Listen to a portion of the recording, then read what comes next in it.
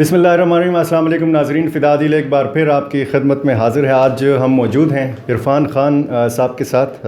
مشرق روزنامہ مشرق اور مشرق نیوز پشتو کا نیوز چینل ہے، معروف اور مقبول اینکر ہیں، سینئر صحافی ہیں، تجزیہ کار ہیں۔ یہ میرے ہاتھ میں مشرق اخبار ہے اور اس میں آج ایک بائی لائن خبر چھپی ہے عرفان خان صاحب کی، اسی پہ ہم عرفان صاحب سے بات کریں گے۔ ارب پتی امیدواروں کی حکومتی اور اپوزیشن ارکان سے ملاقاتیں جاری۔ مختلف سیاسی جماعتوں کے ارکان پشاور کینٹ میں ایک ہی جگہ ملاقاتیں کرتے رہے۔ کمرہ نمبر 21 کا چرچا۔ 3 وزراء، 1 معاون خصوصی، 7 MPs کی نشستیں ہوئیں۔ ایک ڈویژنل کمشنر بھی ملاقات میں شریک تھا۔ اب ہم تو صحافی ہیں، ہمارے لیے تو یہ خبر پرانی ہو چکی ہے۔ ہمارے بہت سارے دیکھنے والے ایسے ہیں کہ ان کے لیے انکشاف ہے۔ ڈویژنل کمشنر کی شرکت اور کمرہ نمبر 21 کا چرچا اور پھر پشاور کینٹ، بہت واضح اشارے آپ نے دیے ہیں۔ عرفان صاحب، پہلے تو اگر کوئکلی ہمیں اعداد و شمار کے حوالے سے ایک بار پھر ہمارے ناظرین کو بتا دیں کہ حکومت کے پاس کتنے MPs ہیں، اپوزیشن کے پاس کتنے ہیں اور امیدواروں کی تعداد کتنی ہیں؟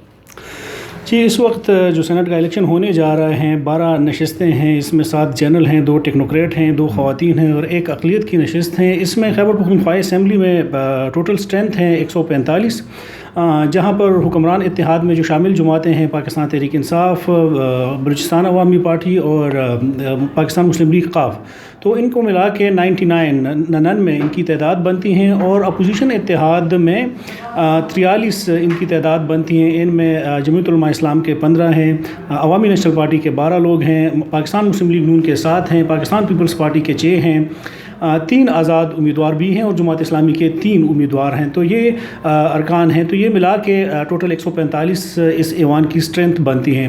ابھی تک جو اعداد و شمار ہمارے ساتھ الیکشن کمیشن نے شیئر کی ہیں، اس میں تو امیدوار بہت سارے ہیں، لیکن جو صحیح کینڈیڈیٹ ہیں، سنجیدہ ہیں اور جن کے مابین مقابلہ ہیں، ان کی تعداد 16 ہیں، جس میں جنرل 7 نشستوں پہ 9 امیدوار ایک دوسرے کے مد مقابل ہیں، ٹیکنوکریٹ کی 2 نشستوں پر 3 امیدوار ہیں، خواتین کی 2 نشستوں پر بھی 3 امیدوار ہیں، اور اقلیتی نشست پر پاکستان تحریک انصاف کا 1 امیدوار کنٹیسٹ کر رہا ہے۔ تو یہ تو اسمبلی کی صورتحال ہے۔ آج تو ریٹائرمنٹ بھی ہوئی ہے کچھ امیدواروں کی۔ ہاں، کچھ لوگوں کی ریٹائرمنٹ ہوئی ہیں، جس میں کہ جمعیت علماء اسلام کی جو خواتین نشست میں نیما کشور نے کاغذات جمع کرائے اس نے واپس لیے ہیں۔ جماعت اسلامی کے لوگ بھی ہیں، انہوں نے ابھی تک کاغذات واپس نہیں لیے ہیں، اور جماعت اسلامی کے 4 مختلف عہدوں کے لیے انہوں نے کاغذات جمع کرائے تھے، تو ان لوگوں نے ابھی تک کاغذات واپس نہیں لیے ہیں۔ انتخابی مہم جو ہے وہ کل رات ختم ہو چکی ہے؟ جی بالکل، کل لیکن رات آج کی صورتحال کے حوالے سے بتائیے گا۔ کل رات تو ختم ہو چکے ہیں، لیکن معاملات اب بھی چل رہے ہیں، اور ایسی جگہ ہیں کہ جہاں پر سے ہمیں رپورٹس مل رہی ہیں تو وہاں پر اب بھی ڈیلنگ ہو رہی ہیں۔ اپوزیشن کے لوگ ادھر بیٹھے ہوئے ہیں، گورنمنٹ کے اپنے لوگ ہیں، اپنے ارکان کو اپنے ساتھ رکھنے کے لیے معاملات طے کر رہے ہیں، تو ڈیلنگ اب بھی ہو رہی ہے۔ گزشتہ رات ٹائم جو تھا وہ ختم ہو چکا ہے، لیکن اچھا، ہم آپ سے یہ نہیں پوچھیں گے کہ یہ کمرہ نمبر 21 کہاں پہ ہے، یہ پہلی منزل پہ ہے، دوسری منزل پہ ہے، تیسری منزل پہ ہے؟ تو ایک بڑی سی عمارت ہے، بہت بڑی سی اور بڑی اچھی جگہ پہ ہے، لوکیشن بھی ہے، سینسٹیو جگہ پہ بھی ہے، قریب بھی ہے اسمبلی عمارت کے سامنے، تاکہ کسی کو زیادہ کوئی بھی یہ نہیں بتا رہا، اور مطلب کسی کو زیادہ معلومات بھی نہیں ہے۔ اگر پوچھا جائے آپ سے کہ جی ریٹ کیا چل رہا ہے؟ میری جو اطلاع ہے اس میں تو یہ ہے کہ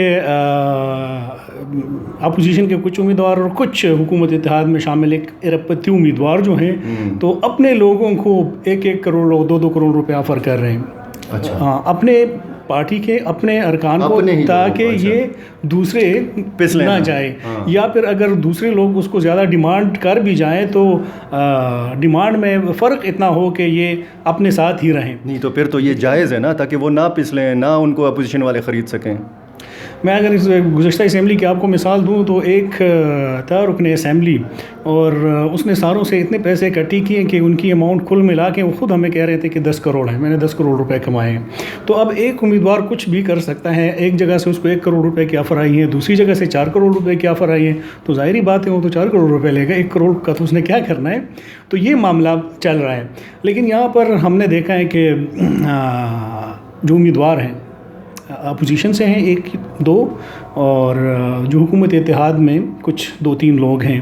تو وہ لامتناہی دولت ان کے پاس ہیں. ان کی دولت کا اندازہ شاید انہیں خود بھی نہیں ہے. ان کے لیے 1-2 ارب روپے لگانا شاید اتنی بڑی بات نہیں ہے.